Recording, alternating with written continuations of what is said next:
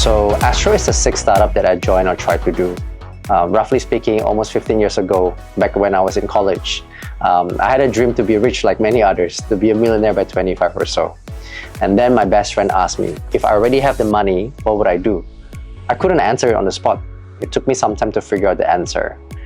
Finally, I got the answer. It was to pursue my curiosity and go on adventure. And what that means for me is to build a startup, to build something from scratch.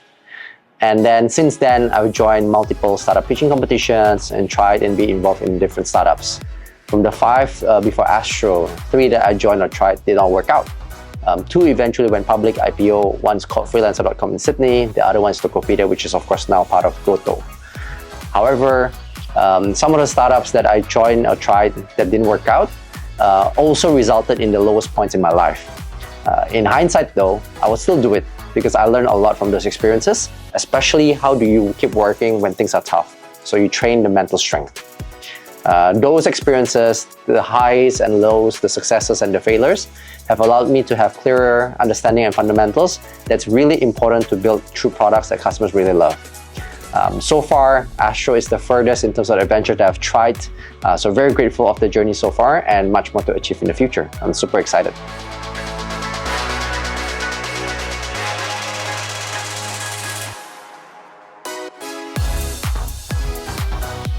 So before ASTRO, I was learning professionally for 6 years. 2.5 years at McKinsey & Company as consultant, and 3.5 years at Tokopedia as product manager. For me, it was all about learning to become a better entrepreneur, to increase my odds of success. For McKinsey, I was interested because somehow many graduates of McKinsey, they become entrepreneurs, both in Indonesia and globally.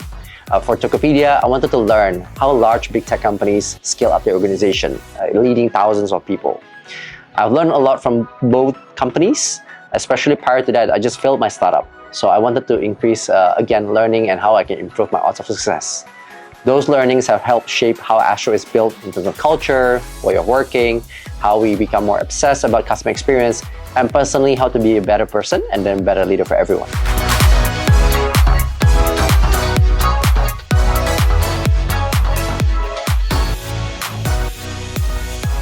For me, it was actually just being crazy enough. When I left Tokopedia in 2020, I did not have any startup idea yet. It was just a push for myself to come back to my basic belief that I want to do a startup, I want to do the curiosity and pursue my curiosity and adventure. So it was a push to be outside my comfort zone, which was not a popular decision at the time because we just entered COVID period into 2020. My family was like, very supportive of me starting my own thing, but it's practically the highest risk environment in the past 100 years to start something new. But then with their blessings as well, I finally explored different business models, talked to as many customers as possible to better understand the pain points and then what solution we can provide. Only after 7 or 8 months after I left Tokopedia that we found the right pain point that we can solve via the proposition of ASTRO. Our goal now is to be the most loved company by our customers, and we're doing that step by step by first solving customer pain points that want to shop groceries online conveniently. We're just getting started. We're excited to provide even more offerings and more products to our customers.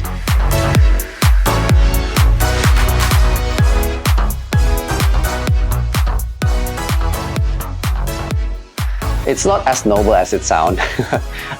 So I see the opportunity to mentor and coach. It's also time for me to learn, right? How I can listen first and be a better person before I can provide meaningful, comments or thoughts. So I think it's mutually beneficial. In terms of timing, same as learning anything that we want to do, I try to do it whenever possible. I don't follow a strict schedule, as I want to, whenever I have the time, that I want to give it my all, right? So I want to make sure that it's balanced, it's enjoyable, without any certain goals as burden. So there'll be times when I'm a bit more intensive, spending time in terms of coaching, mentoring, but most times I just try to do it as it goes. So make sure that I can give it my all and give it my best. So look forward to coach and mentor even more people.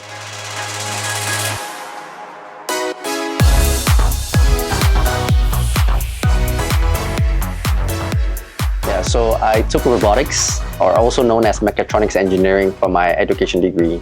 I took it because it was the most interesting and most futuristic for me. I did not think about whether I will be able to land a job or not in the future. It was just pure pursuit of curiosity and I really enjoyed it. I think that was really how I approach life in general.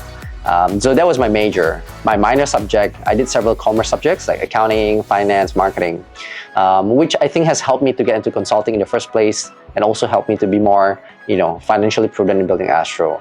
I think those two sort of, major and minor has helped me to be more structured and be more analytical in terms of how we can build a better startup and for the longest term.